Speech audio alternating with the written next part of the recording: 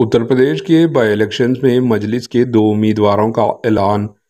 सदर मजलिस बैरिस्टर असदुद्दीन अवैसी ने उत्तर प्रदेश में ज़िमनी इंतखाबात बाई इलेक्शंस के सिलसिले में पीडीएम इत्तेहाद के तहत अपने 2 उम्मीदवार मैदान में उतारे। उत्तर प्रदेश के बाई इलेक्शंस में पीडीएम इत्तेहाद ने जुमला 3 नशस्तों पर अपने उम्मीदवारों का ऐलान किया। इनमें से कुल हिंद मजलिस इत्तेहादुल मुस्लिमीन MIM के 2 उम्मीदवार शामिल हैं।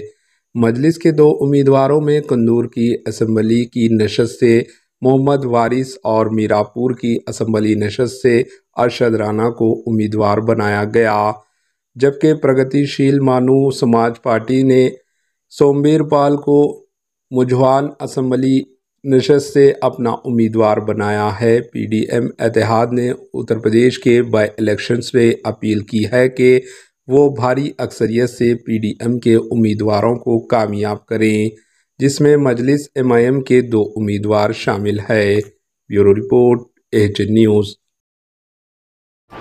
AHN न्यूज़ को लाइक करें, शेयर करें और सब्सक्राइब करना ना भूलें।